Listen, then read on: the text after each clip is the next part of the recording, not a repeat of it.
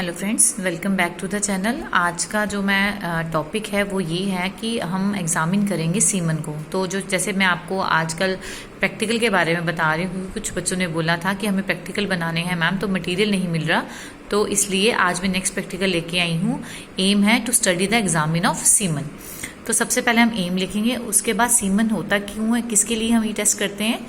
फिर आप लिखेंगे semen analysis is an important part of the overall evaluation of male infertility.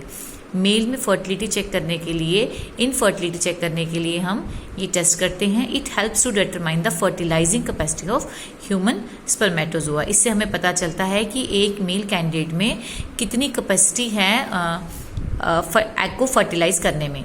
Many factors, for example sperm count, motility, morphology, ये सब चीज़ें जो हैं are considered before conclusions can be drawn regarding the potential fertility status of a man.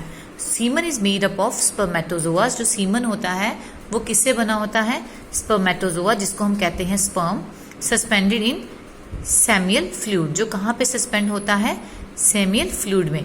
रफली the total semen volume is composed of, ठीक है, जो रफली सीमन वॉल्यूम होती है उसमें क्या क्या होता है? स्पर्मेटोजोआ जो होता है वो 5%, सेमिनल प्लाज्मा 60% होता है, प्रोस्टेटिक फ्लूइड 20% होता है, और बाकी फ्लूइड जो है वो 10 to 15% होते हैं। अब हम देखेंगे इसकी माइक्रोस्कोपिक एग्जामिनेशन। अब माइक्रोस्कोपिक एग्जामिनेशन में क्या लिखेंगे? मोटिलिटी। सबसे पहले देखते हैं हम कि motility means movement. Normal spermatozoa should be actively and progressive motile since they have to move from the cervix to the fallopian tube where fertilization of the ovum occurs. A normal sample will show 60% or more motile spermatozoa with the majority exhibiting good to excellent forward progressive movement up to 3 hours after ejaculation. अब motility में हम क्या कर देखते हैं? जो normal spermatozoa जो होता है ना, वो मोटाइल होता है, मीन्स मूव करता है नॉर्मली, और जैसे ही वो मूव करता है सर्वाइकस से फैलोट्यूबिन तक, जहाँ पे ओवम जो होता है प्रेजेंट होता है, उसको जाके वो फर्टिलाइज कर देता है। Unusual motility pattern, for example circular movement should be noted. हमें देखना उसकी जो सर्कुलर मूवमेंट है उसको हम नोट करते हैं। 1 drop of liquefied and mix specimen is placed on a clean slide. जो आपने स्पर्म लिया है उसको लिक्विफाई करके 1 ड्रॉप वो लेना है, और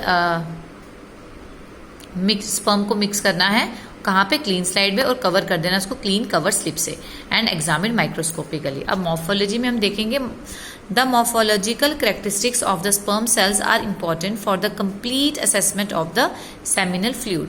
morphological examination is done by performing differential count of morphologically normal and abnormal sperm types on stain preparation. A normal sperm measure 60 to 70 micrometer in length, ठीक है। जो नॉर्मल स्पर्म होता है वो 60 से 70 माइक्रोमीटर होता है लेंथ में। It has a large Oval large Oval head. इसका हेड जो है वो लार्ज होता है और ओवल शेप में होता है, जिसकी मेजरमेंट होती है 3 to 6 into 2 to 3 micrometer. A short middle piece and a long tail. ये है आपका प्रैक्टिकल सीमन के बारे में। अब मैं आपको बताती हूँ कि लेफ्ट साइड पे आपने इसका डायग्राम बनानी है। अब लेफ्ट साइड पे आपने एम लिखना है to study the semen analysis, और सीमन एनालिसिस में आपने ये डायग्राम बनानी है और शो करना है। सबसे टॉप पे हेड है, बीच का मिडिल पीस जो है उसको हम नेक कहते हैं, और लास्ट वाले पोर्शन को हम टेल कहते हैं। So this one is normal mature sperm. जो नॉर्मल मैच्योर स्पर्म होता है उसकी साइज डायग्राम ऐसी होती है, ठीक है। अगर ये वीडियो आपको पसंद आया हो, लाइक शेयर और सब्सक्राइब जरूर कीजिएगा। Thank you for watching my channel.